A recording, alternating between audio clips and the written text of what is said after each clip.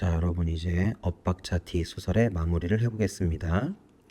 자, 소설의 3요소가 뭐라고 했죠? 주제, 문체, 구성이라고 했었죠?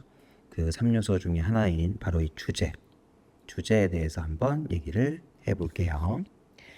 이 주제를 이해하려면 일단 이 작품의 내용에 뭐가 나오는지를 알아야 되는데요. 이 작품은 음치들의 합창도 나름의 가치가 있다라고 하는 그러한 내용을 전해주고 있어요. 자, 그럼 여기서 음치라는 게 뭐냐?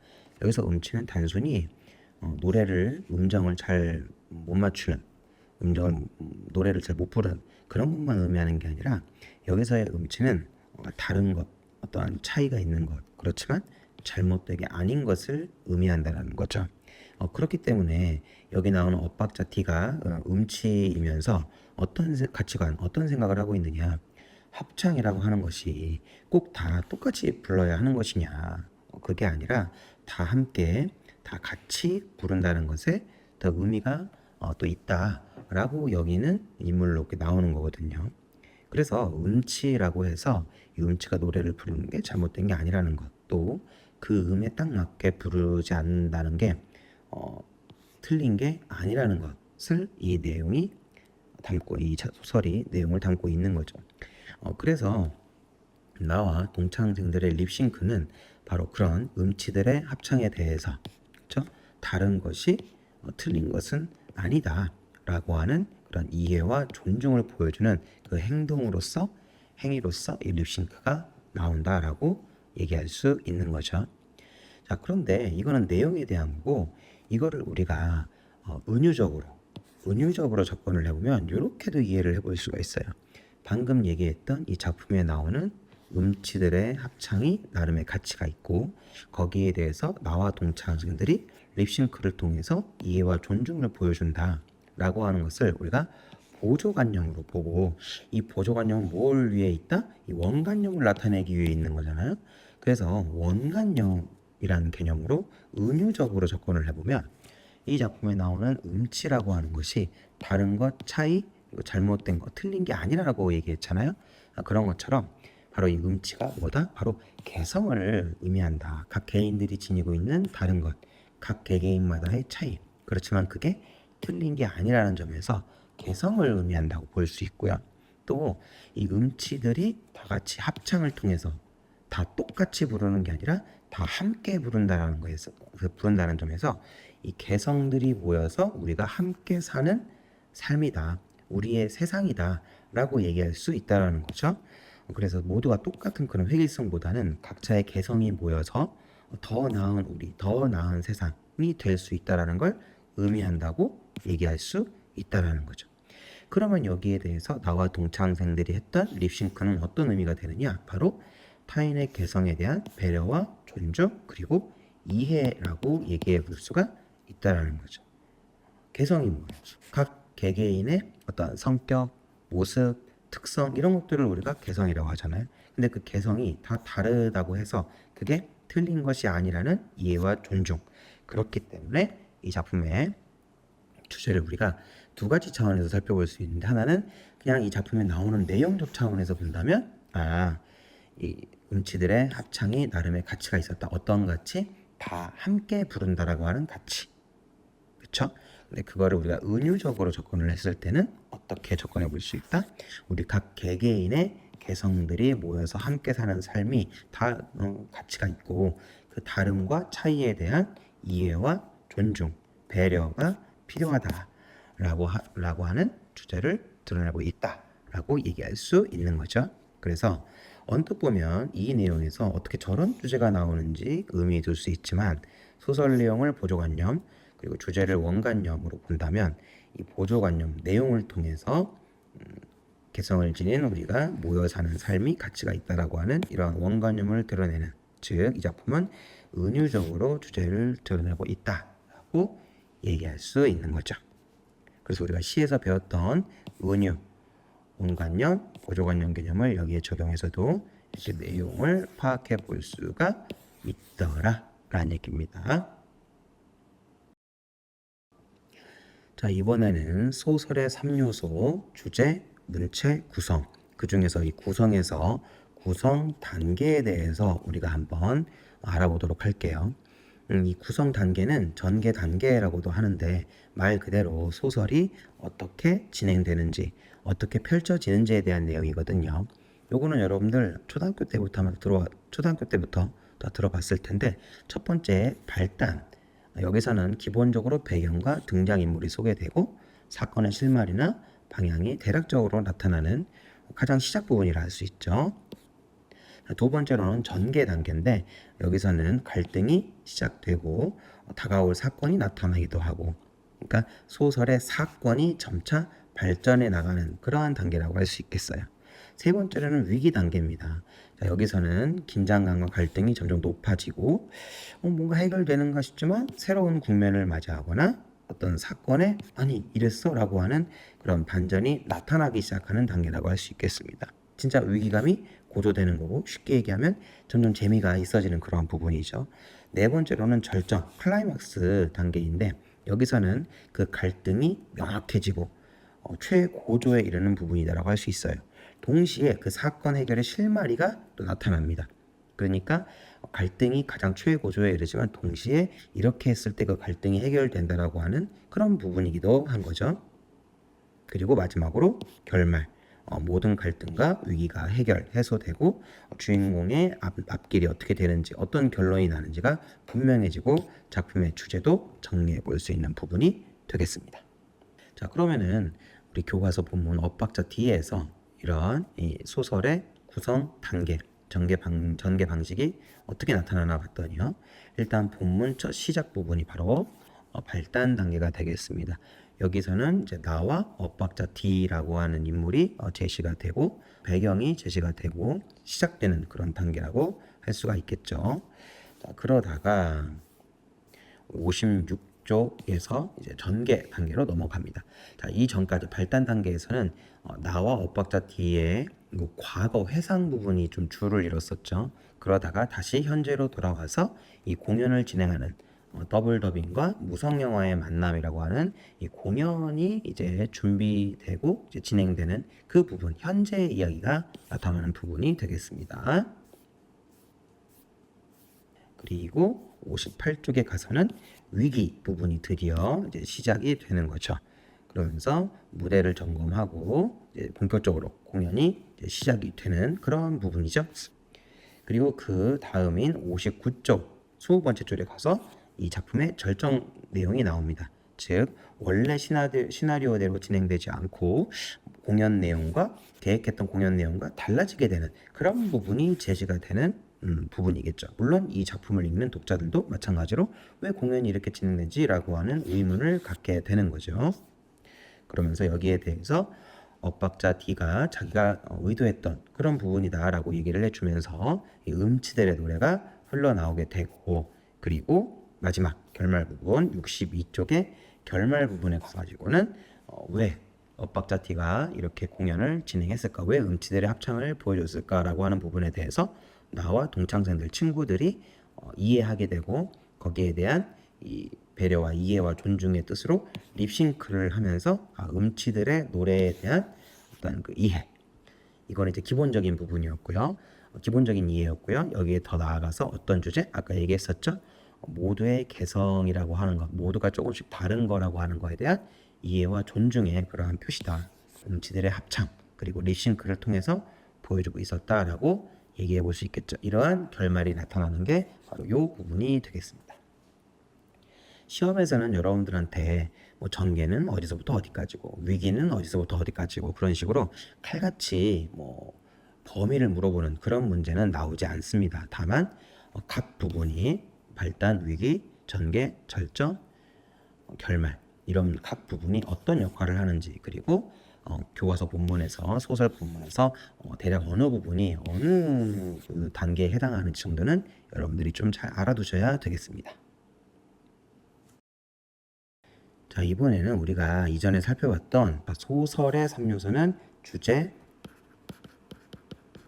문체, 구성이었죠. 그런데 이 구성의 3요소는 무엇이었죠? 배경, 물, 사건이었죠. 이 인물을 파악한다고 하는 건 뭘 파악하는 거다? 캐릭터, 즉 성격을 파악하는 거다라고 했었죠.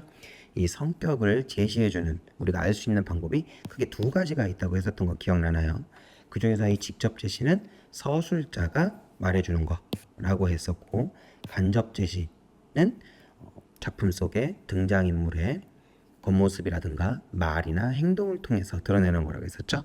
그래서 이 직접 제시는 다른 말로 말하기 방식, 간접 제시는 다른 말로 보여주기 방식이라고 했었던 것 같은데, 여기서 인물의 대사도 바로 이 보여주기 방식에 해당한다라고 설명을 했었어요.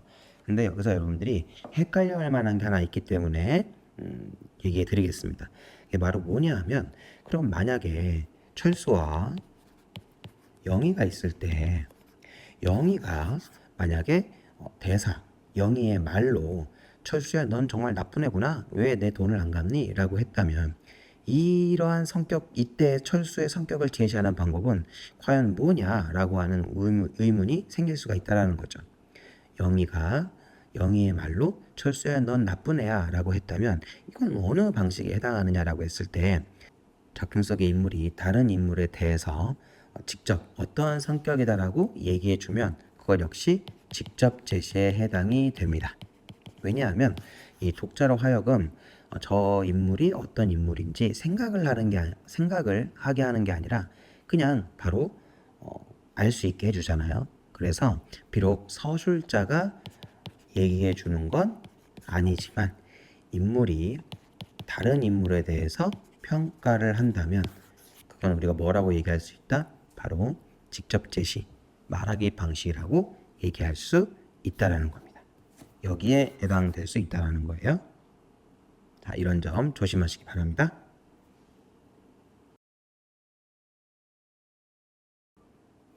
자, 이번에는 소시지 99쪽 또는 98쪽에 있는 이 서술 방식 중에서 시제에 대한 부분을 한번 얘기해 볼게요.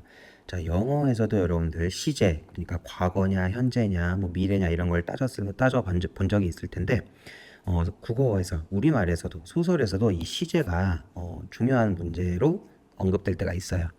기본적으로 소설에서의 시제는 과거형 서술과 현재형 서술이 있다고 할 수 있어요. 과거형 서술은 말 그대로 과거의 얘기를 하는 건데요. 우리가 뭐 급식을 먹었다, 잠을 잤다, 이런 식으로 표현하는 게 바로 뭐다? 과거형 시제가 되겠습니다. 거기에 비해서 현재형 서술은 는 또는 니은을 써서 표현하는 그런 시간 표현을 말해요. 그래서 급식을 먹는다, 잠을 잔다, 이런 식으로 표현하는 게 바로 현재형 서술이 되는 거죠. 자, 그럼 이 과거형 서술과 현재형 서술 중에서 이 소설에서는 뭐가 기본적으로 쓰이느냐? 이 소설은 영희가 열심히 공부를 했다처럼 기본적으로 과거형으로 쓰여진다라는 겁니다. 여러분들이 읽었던 소설을 가만히 보면 소설은 이렇게 기본적으로 과거형으로 쓰여진다라는 걸 잘 알 수 있어요.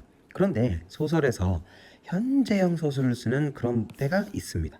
언제냐면 좀 더 생동감이 느껴지게, 좀 더 생생하게, 좀 더 현장감이 느껴지게 하고 싶을 때 이렇게 현재형으로 쓰는 경우가 있습니다.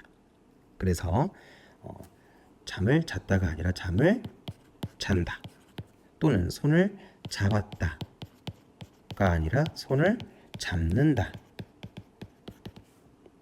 글씨를 썼다가 아니라 글씨를 쓴다, 이런 식으로 현재형으로 쓰는 경우가 있는데, 생동감과 생생함, 그 다음에 현장감을 위해서 이렇게 쓴다라는 얘기죠. 그래서 소설은 기본적으로 과거형, 하지만 방금 얘기했던 생동감이나 생생함 또는 현장감을 나타내기 위해서 뭐가 쓰인다? 과거형이 쓰인다라고 하는 점을 꼭 기억해 두시기 바랍니다. 자, 그렇다면 이 엇박자 T 소설 본문에서 이 현재형 서술이 어디에 나타나는지 한번 볼게요. 그 전에 아까 뭐라고 했었죠? 소설에서 서술은 기본적으로 과거형으로 쓰여진다고 했었죠? 그렇게 놓고 보니까 엇박자 T와 나는 같은 고등학교를 다녔고 같은 합창단에 있었다, 제대로 된 합창은 불가능한 집단이었다, 이런 식으로 소설의 이 첫 부분만 봐도 과거형으로 쓰여졌다는 걸 알 수가 있죠. 자, 그런데 54쪽에 여섯 번째 줄에 보면 노래 연습을 했는지는 잘 기억나지 않는다. 그 다음에 18번째 줄에 그 순간이 생생하게 기억난다. 이 부분만 봐도 현재형으로 쓰여졌다는 걸 우리가 바로 찾아볼 수가 있죠. 그리고 58쪽에 가서 13번째 줄에 보면은 1시간이 1초처럼 지나간다.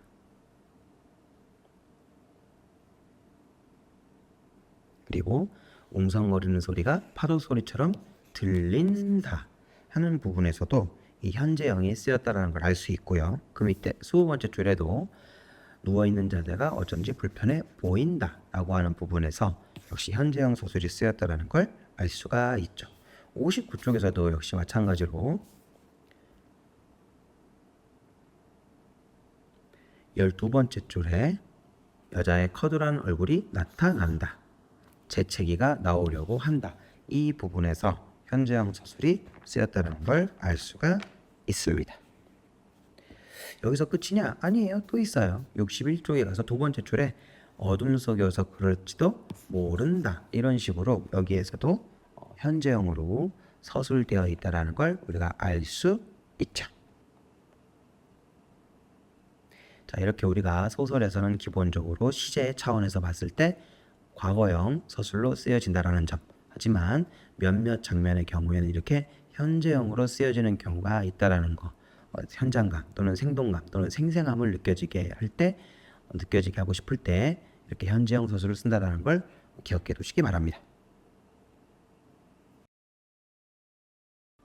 자, 이번에는 소시지 75쪽 사건, 즉 갈등에 대해서 우리가 한번 얘기해 볼 텐데요. 그 갈등의 종류 우리가 이미 살펴봤지만 갈등의 종류에는 크게 내적 갈등과 외적 갈등이 있다라는 거 우리가 이미 살펴봤었어요. 그리고 그 외적 갈등은 다시 또 인물과 인물 간의 갈등, 그 다음에 인물과 사여의 갈등, 그 다음에 인물과 운명 간의 갈등, 그리고 뭐 인물과 자연 간의 갈등도 우리가 이렇게 네 가지 종류로도 나눠볼 수 있고, 그리고 근본적으로 이러한 내적 갈등과 외적 갈등뿐만 아니라 이거를 바로 자아와 세계의 갈등으로도 나눠볼 수 있다. 이렇게 볼 수 있어야 한다 라고 얘기했던 거 기억나나요? 자, 이러한 내적 갈등과 그 다음에 외적 갈등, 그리고 근본적으로 자아와 세계의 대결로 볼 수 있다고 한 점. 자, 이걸 잘 보여주는 영상 한 편을 보고 오도록 하겠습니다. 자, 방금 본 영상에서 각 인물들이 외적 갈등, 인물과 인물 간의 갈등을 일으키고 있죠. 근데 특히나 진이 같은 경우에는 이제 내적 갈등까지도 보여주고 있는 거죠. 자기가 어떻게 하느냐에 따라서 다른 인물들과의 관계가 굉장히 좀 꼬이고 그러기 때문에 이 진이라고 하는 인물은 특히 또 내적 갈등까지도 아주 잘 보여주는 그러한 인물이다라고 얘기할 수 있겠죠. 그런데 이 영상 속에 나오는 갈등을 우리가 내적 갈등, 외적 갈등으로만 나눌 수 있는 게 아니라 뭘로도 볼 수 있다? 바로 자아와 세계의 갈등으로도 볼 수 있다라는 거 놓치면 안 되겠죠? 특히나 이 진이 같은 경우에는 바로 해물뷔페에 가고자 했던 그 자아가 결국 다른 다른 인물들, 진이를 둘러싼 다른 인물들, 그리고 결국 이걸 우리가 세계라고 본다면, 세상이라고 본다면 해물뷔페에 가고자 했던 진이라고 하는 자아에 대해서 주변의 세계가 어떻게 하고 있다? 갈등을 일으키고 있다 라고도 우리가 파악을 해볼 수가 있다는 거죠. 자, 이번에는 엇박자 T 해설서 52쪽에 나오는 왼쪽 아래에 있는 이 제재개간과 제재구조도에 대해서 한번 살펴보도록 할게요. 먼저 제재개간을 보도록 할 텐데요. 이 작품은 현대에 쓰여진 현대소설이고요. 길이가 짧습니다. 단편소설이에요. 자, 성격은 회고적이고 성찰적이라고 되어 있는데, 회고적이다라고 하는 것은 과거를 회상하고 있다라는 내용이거든요. 여기에 보면 나가 엇박자 D에 대해서 20년 전 고등학교 시절의 얘기를 회상을 통해서 제시해주고 있잖아요. 그러니까 회고적이라고 할 수 있고요. 성찰이라고 하는 것은 되돌이켜서 반성하고 곱씹어본다, 되짚어본다 이 뜻이거든요. 과거의 그 음치들의 합창에 대해서 음악 선생뿐만 아니라 나, 그 다음에 친구들은 어떤 생각을 하고 있었느냐에 대해서 되돌아보고 20년이 지난 지금 음치들의 합창도 나름의 가치가 있다는 점, 더 나아가서 각 개인이 지닌 개성을 우리가 존중하고 배려하고 이해할 필요가 있다라고 하는 그러한 성찰의 내용이 담겨진다는 점에서 성찰적이다라고 성격을 얘기할 수 있죠. 자, 이 작품의 배경은 시간 배경으로 본다면 고등학교 시절 20년 전과 그 다음에 현재라고 볼 수 있고요. 공간 배경은 공연장 정도가 크게 중요하다고 볼 수 있겠습니다.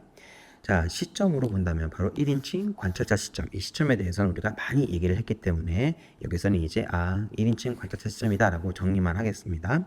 자, 제재는 엇박자T가 기획한 공연과 관련된, 근데 그 공연을 진행하는 도중에 20년 전을 또 떠올리게 되기도 하고, 그쵸, 거기 그 공연에서 느낀 점을 나와 특히 동창생 친구들이 느낀 점이 이제 결론으로 제시가 됐던 거죠. 그래서 이 작품은 결국 기본적으로 내용만 봐가지고는 음치들의 합창도 그 나름의 의미가 있기 때문에 존중하고 이해하고 배려한다, 뭐 이렇게 볼 수 있지만, 아까 살펴봤듯이 은유적으로 봤을 때는 우리가 지니고 있는 각 개인의 다름, 그 차이에 대해서 우리가 존중과 이해를 할 필요가 있다라고 하는 주제를 은유적으로 드러내고 있다라고 할 수 있겠죠.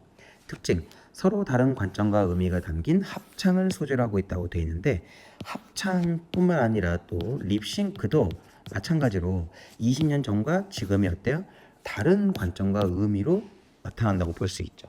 20년 전에는 합창이라고 하는 게 똑같이 불러야 되는 거, 일률적으로 불러야 된다라는 것에 무게가 좀 있었다면, 20년이 지난 지금 현재는 합창이라고 하는 게 다 같이 부르는 거에 좀 의미가 있지 않느냐라는 점이고요. 20년 전에 립싱크 같은 경우에는 어땠어요? 음치니까 방해가 되지 않도록 립싱크를 하라고 했던 건데, 지금 나와 친구들의 동창생들의 립싱크는 어떤 의미를 보여주고 있었다? 네, 아까 얘기했듯이 다름과 차이에 대한 존중과 이해의 표현이다 라고 우리가 얘기를 해볼 수가 있는 거죠. 그래서 합창뿐만 아니라 립싱크도 어떻게 서로 다른 관점과 의미가 담긴 그러한 부분이다 라고 얘기할 수가 있겠네요. 그리고 1인칭 관찰자로 등장하는 서술자가 독자의 성찰을 유도합니다. 여기 나온 이 합창, 음치들의 합창이라고 하는 이러한 내용을 통해서 우리가 서로 다른 개성, 서로 다름과 차이를 존중하고 이해하고 다 같이 모여있는 이러한 세상이 더 의미가 있지 않느냐라고 하는 성찰을 유도하고 있다고 볼 수 있겠죠. 이번에는 제재 구조도 볼게요. 이건 아까 얘기했듯이 이 작품이 어떻게 구성 단계를 밟아가느냐인데, 발단, 전개, 위기, 절정, 결말 단계를 잘 밟아가고 있고요. 이러한 내용들이 각 단계에 해당한다라는 것 정도 여러분들이 꼭 공부를 해두시고, 더불어서 각 부분이 어떠한 역할을 하는지라고 살펴봐 두시면 되겠습니다.